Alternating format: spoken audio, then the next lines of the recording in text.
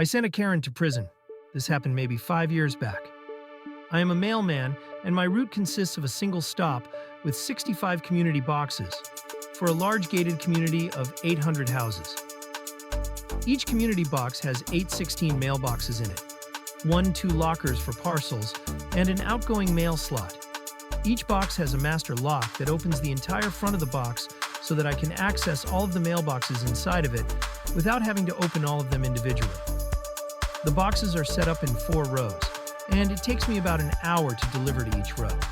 I'm paid by salary, not hourly, so the faster I get done, the more per hour I get paid, which is a great incentive to find ways to cut time out of my day. One way I do this is that I will split the mail into 4 sections, 1 for each row of boxes, instead of bundling mail for each box individually. I then open all the boxes on that row, go through the flats, magazines, and legal envelopes and such, and then through with the letters and then through with the packages, then lock everything up and move on to the next row. I've been doing this route for 20 years now, and most of the people there know me by sight. I'm friendly with a few, and whenever someone I don't know approaches while working, I let them know my rules. You do not reach into any mailbox that I currently have open. If you need your mail now and are unable to come back later, tell me which of the boxes your mailbox is in, and I will close it for you so that you can unlock your individual mailbox and get your mail from it. I will not deliver out of order, no matter how big a hurry you happen to be in, because the mail all comes in a specific order, and it is a pretty large waste of my time to have to dig through and find yours.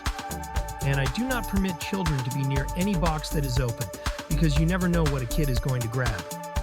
And grab they do, I know from experience. I feel like these are reasonable rules to ask people to follow. So, along comes Karen. This being a rather wealthy gated community, you would think I would run into more of them. But the people there are usually really polite and respectful of my rules. So you know the type. Slightly overweight, bleach blonde bob cut, pantsuit, shoes that probably cost more than my mortgage payment. She walks right up to me as I'm just starting to unload everything from my mail truck and demands to know which mailbox is hers. Doesn't tell me her name, doesn't tell me her address, just walks up and demands to know which mailbox is hers. You might be wondering how she could possibly not know. When there's 800 mailboxes and 65 community boxes, it can be a little daunting to figure out which box is yours when you first move in. So, in this situation, there's a few questions I need to ask to figure out the best way to help someone. So I start with, have you received a set of mail keys yet? To which she replied, I don't see how that is any of your business. I explained to her that I needed to know if she had her keys yet. So I knew if I needed to grab my lock change kit and swap out the lock so I could hand her a new set of keys. She says that yes, she has her keys. Meanwhile, her son, probably 8-10 years old, is starting to pick through the mail I have already unloaded. I have kids. I know how to talk to kids. I told him that he needed to stop playing with the mail. Not loud, not mean, but firm. Karen absolutely exploded over this. She started screaming about how I had no right to order her son around like that. When she finally yelled herself out, I told her that what the boy was doing was called tampering with the mail. That is a felony, and as his legal guardian, she would be held responsible if he didn't stop. So she made a token, "Get away from there," comment to her kid, and he moved off to play on the grass nearby. So I got all of her info and showed her which box was hers. It was in the last row, so I wouldn't be getting to it for a few hours. She opened it and found all of the mail that had come for her before she got her key. She flipped through it to make sure it was all hers. I keep meticulous track of who lives where and who has moved out. So I'd been pulling and forwarding all of the mail from the previous owner and delivering anything with a name I didn't recognize for a couple of weeks. I typically don't start delivering the weekly ads to boxes until someone has picked up their mail for the first time, because they can really pile up. She saw that there were no ads and flipped out, accusing me of stealing her mail and telling me she was going to drag my postmaster down there and get me fired. It was, in fact, our postmaster who had trained me when I first started. He was a carrier then. He was the one that told me to do that, and he tells all new carriers to do so to this day. I asked if she would like his phone number, and she started yelling at me for being a smart ass. As she was doing that, her son started poking around in the mail again. Since this was his second warning, I was a lot sharper when I told him to get away from it this time, and he started crying. Like this 10-year-old kid. Crying like a 4-year-old? Talk about spoiled. Yeah, 10-year-olds cry, but not like that, and not from a little, "Hey, I told you to get away from that." I expect this kid has never been told no in his entire life. "How dare you yell at my baby? Don't you know who I am?" Karen screamed at me, and then slapped me full across the face. I've been hit before, but that one caught me so by surprise that I actually saw stars. I didn't think that was actually a thing until then. I was taught to never hit a woman, so I restrained myself, but told her that if she did that again, I was going to have to call the police, and I would be pressing assault charges, and that her boy needed to get away from the mail. She then told me that if I called the police, she would tell them that I tried to rape her. I was like, "Whatever, have a nice day, lady," as sarcastically as humanly possible. She just stood there. I was like, "What?" And she says, "What about today's mail?" I told her of my rules and that I wouldn't be getting to her box for a few hours. She looked like she was going to lose it again, but just walked off in a frustrated huff. She didn't go far, though. She walked over a ways away from the mailboxes and stood there like she was going to wait 3 hours for me to get to her mailbox just out of sheer spite or something. I was like, "Whatever," and went back to unloading. I opened up all the boxes on the first row and started deliver. Her kid came over for a closer look, and that's fine, as long as he stays back and keeps his hands to himself. Kids are curious and often surprised by how the community boxes open up and want a closer look. I told him that he could watch, but he needed to stay back. Thankfully, Karen didn't hear this, or I imagined she'd be screaming at me again. I finished up the first row, and I looked over. Karen was still there waiting, and glaring at me like I'd murdered her family. Her son looked like he was about to drop dead of sheer boredom. And I don't blame him. Watching me deliver mail is not exactly the most entertaining thing in the world.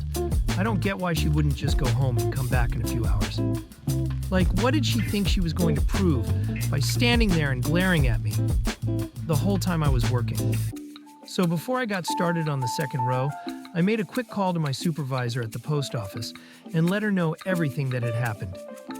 She told me that if Karen should approach me again, I was to start filming her with my phone so that there would be video evidence if things escalated. That was what sealed Karen's fate in the end and saved me from wrongful rape accusations. So I'm glad she told me to do it. So I get back to work, open all the boxes on the second row, and start delivering. The kid was back watching me, but this time he moved right up to me and reached into one of the mailboxes as I put a magazine into it like he was going to grab the magazine.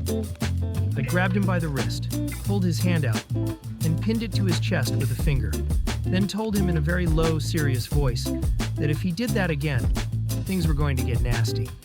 So what does the kid do? He reaches into the box, pulls out the magazine, and tears it in half. So at this time, I am at the absolute end of my patience with these people. I flipped my shit. I started yelling at the kid. I started yelling at the Karen.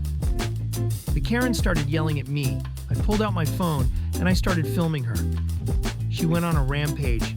She started flipping all my trays of mail over, throwing it all over the place, throwing packages around, reaching into open mailboxes and throwing mail from them onto the ground.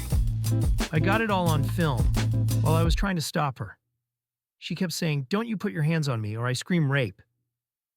Then she pulls out her phone and calls the police.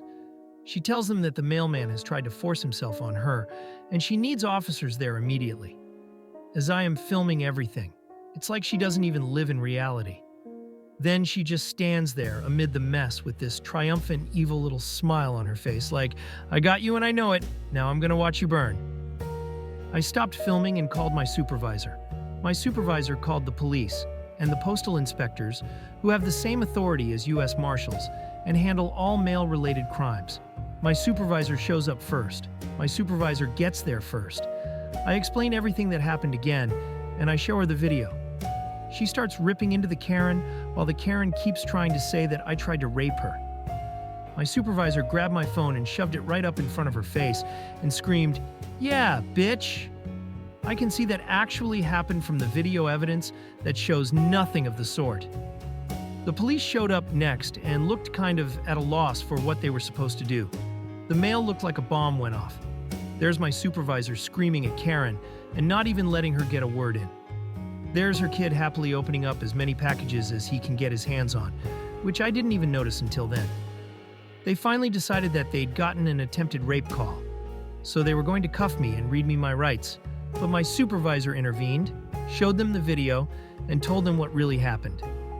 Then the postal inspectors showed up. Postal inspectors have no sense of humor. I think it's surgically removed when they take the job.